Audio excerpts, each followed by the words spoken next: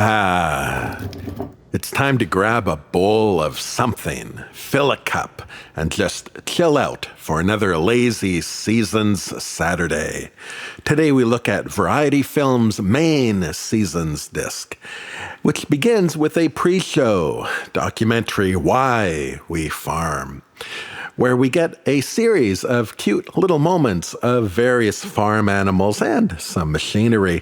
Fences are such a treat in 3D, as are any type of piping or mechanics. I'm not sure why We Farm gets addressed. I took it as more of a survey of what they happen to farm. Still, I was struck by the variety of products they were able to produce off their land. One thing that clouds the mind of anyone accustomed to a city is seeing land as merely a place to live. This is perhaps the more traditional understanding that land is actually for making a living. Without land to draw resources from, the only thing you had to sell was yourself. So your time, freedom, even beliefs become conditional to the whims of someone else. And really, has that really changed? Maybe my understanding is limited, but it seems to me markets are kept perpetually flooded by those most willing to abuse the poorest in the world. And they tell us, no, it's not a monopoly, it's the information economy. So sit back and take it. Watch another movie. And what better movie than our main feature, Maine Seasons? All I know about Maine, I learned from Stephen King. From that, I understand it's full of closet perverts who have a penchant for wandering into death traps. With that in mind, I realized that these trees are hungry for bodies. And Jonathan from Variety Films takes us on a trip, showcasing the best places to drop them off. Kidding aside, this does make for a remarkably relaxing watch. Listening to streams flow while we test the local mushrooms for effects. There are some fantastic stereo camera choices, turning this tapestry of mushrooms and leaves into something of a hidden kingdom.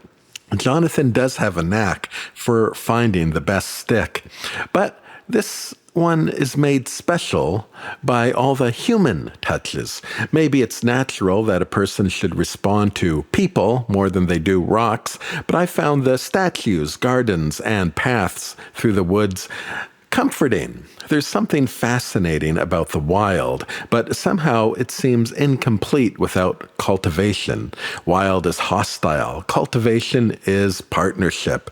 Building a path is connecting with people you'll never meet. It says something about providing as extension of being rather than a result of, what word am I looking for?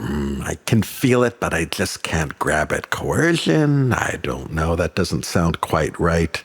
But the one thing about seeing statues in the wild is the 3D demarcation is so easy to pick out. A statue is not the forest, so when you see the forest end and the statue begin, it's so easy for the eyes to just pull that out and make it a thing on its own. And unlike last week when we visited New Hampshire, I guess people actually do live in Maine because we have so many more signs of life in this one. We actually wander out of the woods and take some time to visit a zoo, giving us yet another round of cutesy animal shots. And from the zoo, we make our way also to an old stone fort, which makes for another beautiful stereo avenue. Obviously built by aliens for alien purposes, looking out a window is weirdly satisfying as a stereo experience. One of those mundane things that should not be exciting, but pop in a 3D movie and suddenly it is. Again, it's something about the demarcation point of here is stone, there is the outdoors, the light shift. The eye just really gets it, and it knows that what's inside of that window is somewhere far out there. Now, if I remember right, these narrow slots are so people on the beach can't see you eating your ice cream. Aliens don't like sharing ice cream, especially back then. There were no freezers, so you had to eat it quick. This was an ancient nose picker. Back then, it was considered rude to ask someone to pick it for you, the primitives. Now, the extras on this disc make for some great 3D viewing. I think this was some of my favorite stereo images from the entire disc. Here we visit a museum and an antique store as well.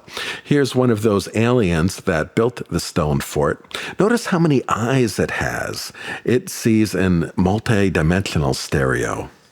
And wow, what even is this alien artifact? Now, there's something fantastic about viewing displays in 3D.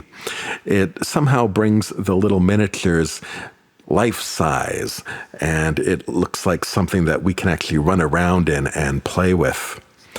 And here, another alien. We find a Van Gogh action figure with a removable head. I would have loved to have watched that cartoon tie-in. I wouldn't mind owning this thing, a vintage stereo viewer. What is that, $28? Not so bad. Ship it over. And how is this paperweight for a great 3D shot? What I love about this is that you just don't get that kind of light distortion in stereo conversions. It kind of tickles the mind to see things warped like that on screen. Now, if the store and museum wasn't fun enough, we end off this with a series of stills from a car show. Now, cars for decades have been built to hide their mechanics, but the old cars were proud of being a machine. And nothing loves 3D like a big steel contraption. And there's enough room in this engine to curl up beside it and take a nap. What a perfect way to end a lazy Saturday.